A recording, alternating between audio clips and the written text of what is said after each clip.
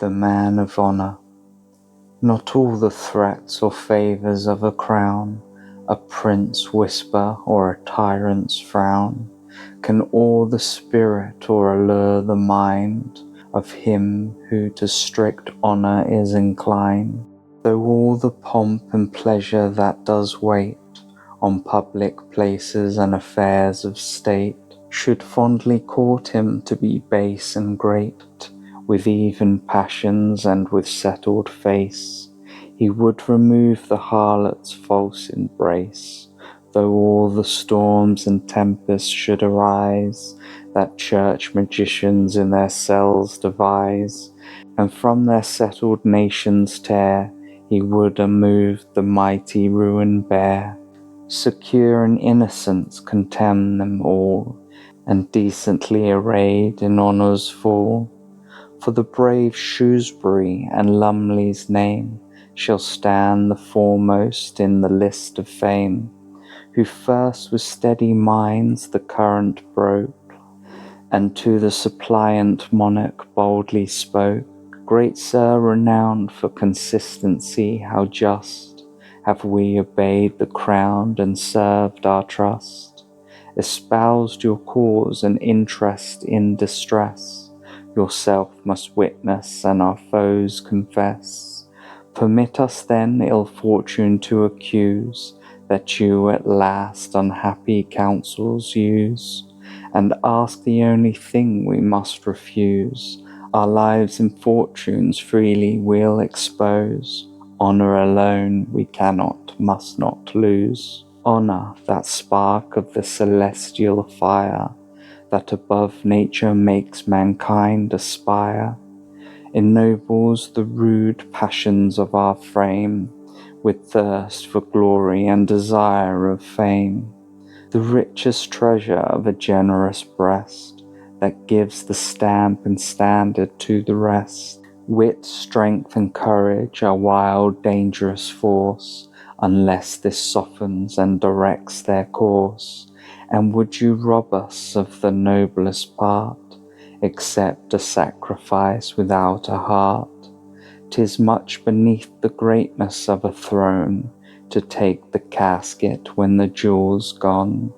Debauch our principles, corrupt our race, and teach the nobles to be false and base. What confidence can you in them repose, who ere they serve you all their value lose? Who once enslaved their conscience to their lust, have lost the reins and can no more be just. Of honour men at first like women nice, raise maiden scruples at unpractised vice. Their modest nature curbs the struggling flame, and stifles what they wish to act with shame. But once this fence thrown down, then they perceive that they may taste forbidden fruit and live.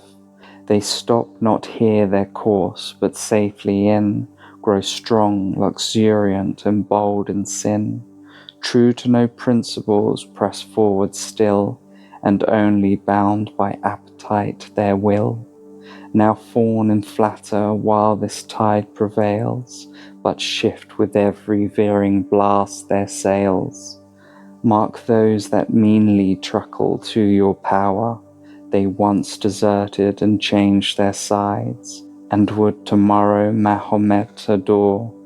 On higher springs true men of honour move, free of their service and unbought their love.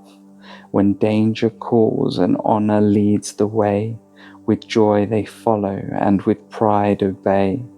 When the rebellious foe came rolling on, and shook with gathering multitudes the throne, where were the minions then? What arms, what force could they oppose to stop the torrent's course? Then Pembroke, then the nobles firmly stood, free of their lives and lavish of their blood. But when your orders to mean ends decline, with the same consistency they all resign. Thus spake the youth who opened first the way, and was the phosphorus to the dawning day, followed by a more glorious splendid host. than any age or any realm can boast. So great their fame, so numerous their train, to name were endless and to praise in vain. But Herbert and great Oxford merit more. Bold is their flight, and more sublime they soar. So high their virtue as yet wants a name, exceeding wonder and surpassing fame. Rise, glorious church, erect thy radiant head.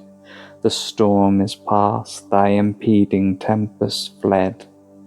Had force decreed thy ruin or disgrace, it had not given such sons so brave a race. When for destruction heaven a realm designs, the symptoms first appear in slavish minds. These men would prop a sinking nation's weight, stop falling vengeance and reverse even fate. Let other nations boast their fruitful soil, their fragrant spices, their rich wine and oil. In breathing colours and in living paint, let them excel, their mastery we grant. But to instruct the mind, to arm the soul with virtue which no dangers can control, exalt the thought, a speedy courage lend, that honour cannot shake or pleasure bend. These are the English arts, those we profess to be the same in misery and success. To teach oppressors law, assist the good, relieve the wretched and subdue the proud. Such are our souls, but what doth worth avail, when kings commit to hungry priests the scale? Or merits light when they dispose the weight, who either would embroil or rule the state? Defame those heroes who their yoke refuse, and blast that honesty they cannot use. The strength and safety of the crown destroy, and the king's power against himself employ. Affront his friends, deprive him of the brave. Bereft of these, he must become their slave. Men like our money come the most in play, for being base and of a coarse allay.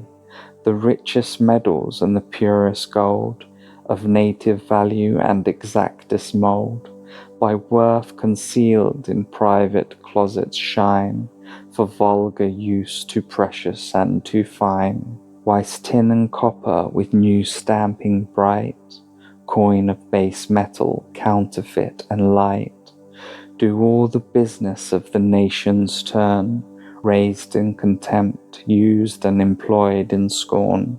So shining virtues are for courts too bright, whose guilty actions fly their searching light.